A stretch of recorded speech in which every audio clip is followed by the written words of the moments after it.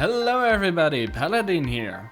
With the first CSL race I thought I'd make a hot lap and strategy guide with GT on Thunder Point. But before the video starts, I want to thank everybody that watched and sometimes maybe enjoyed my videos so far. If you like this video, then hit the like button, and if you enjoy my content in general, maybe consider subscribing. I heard that your pit crew works twice as fast if you are subscribed to my channel. Now, back to the topic. Let's first talk about some basic things for the lap, and then we move on to an in-detail discussion of a hot lap around the track, and at the end an insight into the available strategies. Okay, so firstly in my hot lap session I noticed that you actually could make all corners on Thunder Point without lifting off the throttle. However, I wouldn't suggest on trying it, as the easier and more consistent way is to brake and lift into turns 3 and 11, maybe also additionally turn 7. Secondly, when it comes to Thunder Point, what makes it difficult, especially for hot lapping or qualifying, is what I would call the margin of error on track. Normally, if you don't get a corner perfectly in Circuit Superstars, you lose maybe a tenth or 2 of a second. If you miss an apex on Thunder Point, this can quickly snowball into maybe 5 to 8 tenths of a second lost. So be aware of this in training, as Thunder Point is incredibly complex and unforgiving. Now let's get the analyzing glasses out and take a look at my hot lap. The first 2 corners are a handful already. You need a good amount of precision to get these right. A marker for turning could be the beginning of the group of trees after the grandstands, and for the second corner you want to turn in fully roughly before the end of the curbs there. What you can also see in the slow-mo of my footage is that I minimize my inputs around this corner by tapping the right arrow key. This gives a little more control around this corner and helps me with making the turn. During the straight, you have some time to breathe before going into turn 3. Sadly, for turn 3 it is really hard to explain or show an exact turning point for the corner. I usually turn in here and brake here.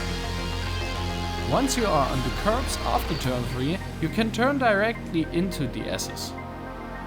For turn 7 you roughly turn in on the first billboard there. I braked and lifted shortly after, but as I said before, you can also do this turn flat out and maybe apply the brake without lifting. After turn 7 it is important that you drive a little bit more towards the middle of the road in order to set up the parabolica.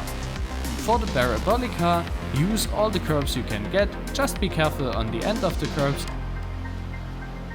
For turn 9 I turn in here roughly where the spectators are standing.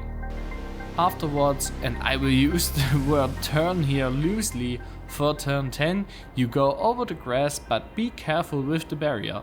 This sets up turn 11, the turning point is somewhere before the billboards, but most importantly you should turn on the dirt, as this helps you with the corner. This is a common trick in CSAP where turning on dirt gives you some extra rotation and therefore you achieve better cornering. Afterwards, just stay on the curbs and turn in shortly before the club layout joins the track again.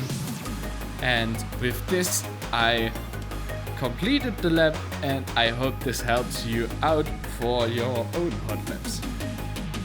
Now let's quickly investigate the available strategies. With 34 laps and low tire wear and fuel consumption at 50% and 25% respectively, this opens up 2 main strategies. A 1-stop where you stop in lap 17, or a 2-stop where you come into the pit lane roughly at 10 and 22.